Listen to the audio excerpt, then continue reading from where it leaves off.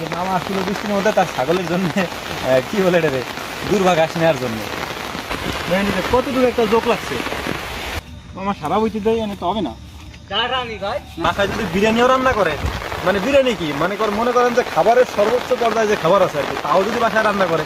আসসালামু আলাইকুম। বৃষ্টি নামতেছে প্রচুর, মানে থামির আর কোনো নাম নাই। তো চিন্তা করলাম আমি কালকে হাটের থেকে যে দানা নিয়ে এসেছিলাম, এটা হচ্ছে আপনার লাল শাকের দানা আর কি, মানে আমাদের দেশাল যেটা আর কি, আমরা দেশি যেটা বলি, হাইব্রিড না। আর এইটা হচ্ছে কুমড়া আর কি, এটা কি বলে আপনার ওই যে মিষ্টি কুমড়া, এই মিষ্টি কুমড়া চারাগুলো বৃষ্টির মধ্যে লাগাই দিই যাতে আমার আর পানি দেওয়া না লাগে। আর এই যে এখানে আমি যে কালকে সবজি লাগাই রাখছিলাম, এই যে এখানে পেঁপে গাছ, বেগুন গাছ, এগুলো এই পাড়ি দিয়ে লাগাই রাখছিলাম। এখন এই বৃষ্টির কারণে কি হয় আল্লাহ পাক ভালো জানে আর কি, আশা করি সমস্যা হবে না। এখন পর্যন্ত যে বৃষ্টির থেকে বেশি হলে পরে সমস্যা হবে আমার।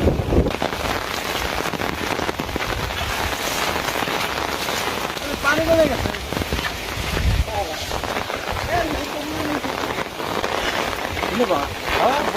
আর এই জল দেবে না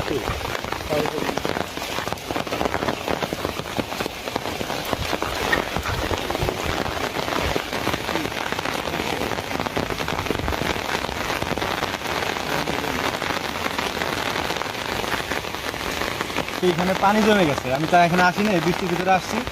মামা বলতেছে যে বৃষ্টির ভিতরে দিতে গেলে এগুলো হাতে ধরাই দেবে, দেওয়া যাবে না। মানে এমনি তো দেওয়া দিলে ওই যে পানি হয়ে গেছে এখানে। সমস্যা